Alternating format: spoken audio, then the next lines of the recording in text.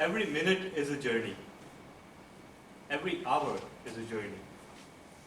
Every day is a journey. In fact, all our lives, it's a series of journeys within journeys within journeys.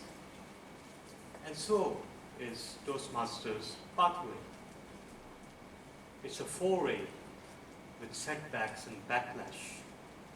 And when I embarked on the pathway, yes, there were detractors and naysayers who were in prayers that I stumble and fumble so they can grumble and mumble that I was phony, just like store-bought macaroni. And yet here I am. My fellow masters of the toast, and my gracious host, and the guests and the best of the rest. I selected engaging humor because there was a rumor that my outlook of my life was bleak as a tumor. I started with the end, the icebreaker. I was the dice shaker. And it turned up tails, so I tailed about my passing, my friends and relatives amassing in a symphony of grief and sweet relief.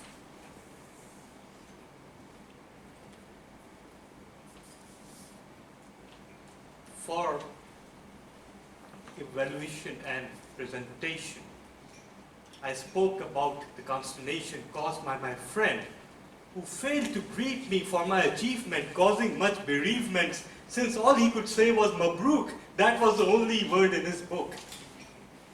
Friends and neighbors, words do mean some things sometimes, and not using the right one is a crime. With an evaluation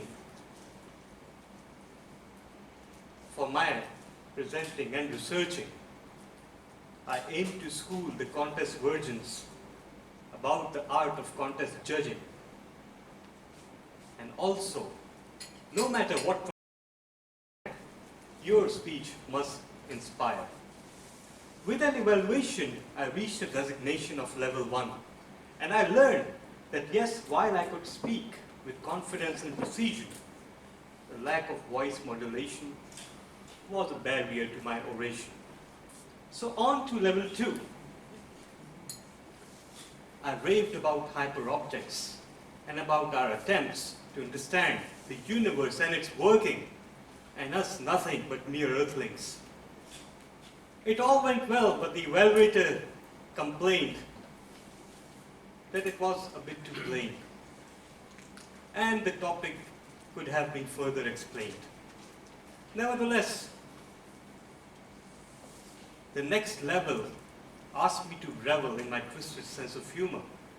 So I chose to speak about the furor my computer caused me by spewing gibberish.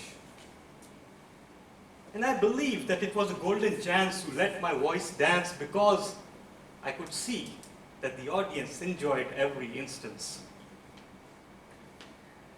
And then came mentoring. It was the next project, and I was vexed with my boss, so I greeted him with a boo and a toss. Sometimes learning what not to do is a primary part of mentoring. And there was my level 2. Level 3 rolled in,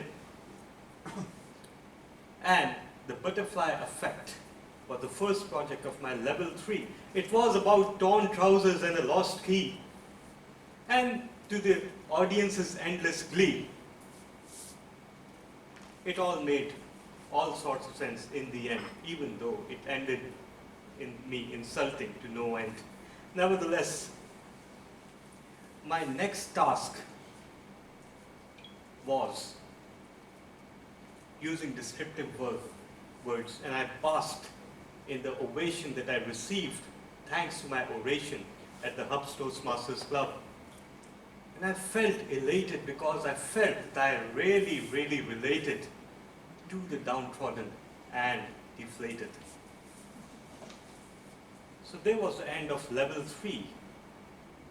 And by then, I was light on my feet and enjoying every minute of it. Next came the power of 2 impromptu speeches. And while I was aligned with my assignment, I forgot to incorporate the anecdotes that I wrote for the occasion. Next came the effective utilization of social media, and I thought that why don't I dig my feet in and open KTC's account on LinkedIn? So that's why I selected this assignment. Level 4 done. Deep breath, level 5. Heady heights, preparing to take the dive. The first assignment was a 20-minute speech that had to be a keynote in its breadth and reach. So therefore, I spoke about my computers and phones and gadgets. And as the audience groaned, even then, I went on. And if in the end, they thoroughly enjoyed, since I failed to utilize the magic in my thirst to endlessly tinker and tweak, I failed to seek the clarity through which I could utilize the magic of the gadgets that are available to all of us. My next assignment was another 20-minute treatise on the lost paradise. And while it was much admired, it left myself and the audience very tired.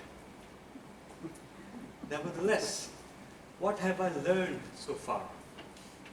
I've learned that every project is earned. To write a speech is not a walk in the park. You have to reach out in the dark corners of your soul that you never knew you hold. And while I left the audience cold, on occasion, most of the time I struck gold. And on some occasions I was even extolled.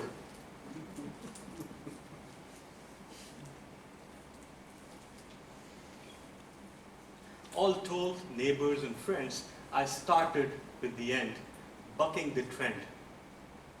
And I feel that I presented a blend of thoughtfulness and humor. As the path grew tougher and the turf beneath my feet grew rougher, I realized that there were two beasts within me, fighting with each other to break free.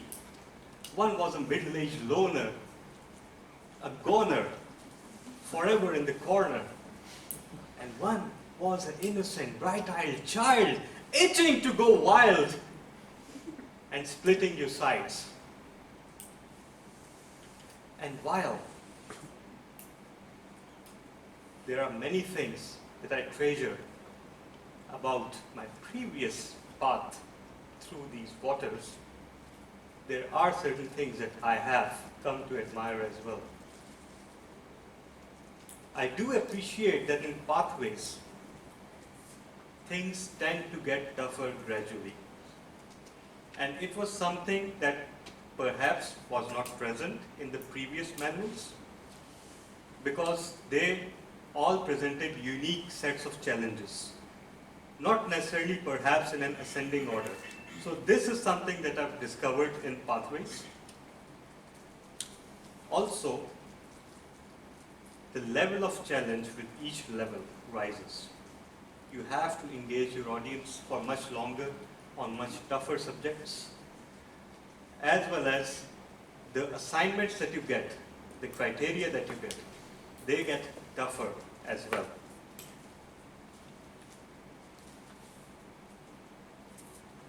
Another thing that I noticed about pathways was, and that is a major point of difference with the previous curriculum, what we call the traditional curriculum, although that should no longer be called a traditional curriculum. It is the old curriculum. In the previous curriculum, the evaluator had all the projects before them.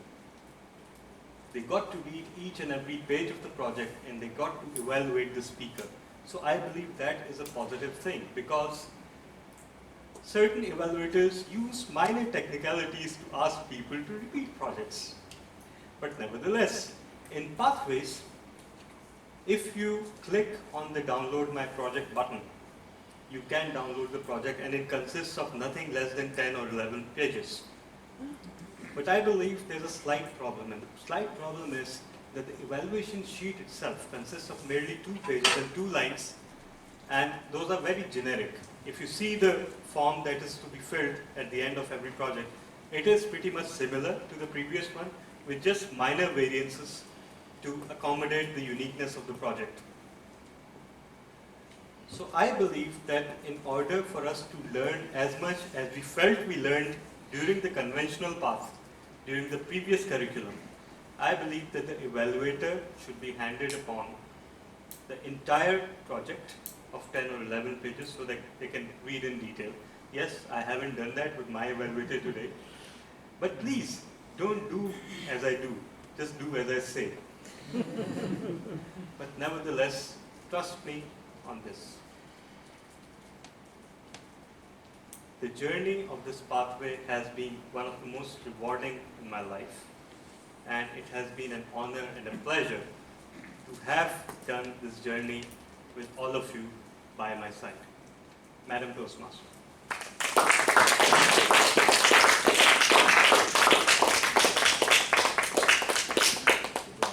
Timer, have all the speakers qualified? Except Mr. Rashid and Mr. Imran Raza. Mr. Rashid allocated time was 10 to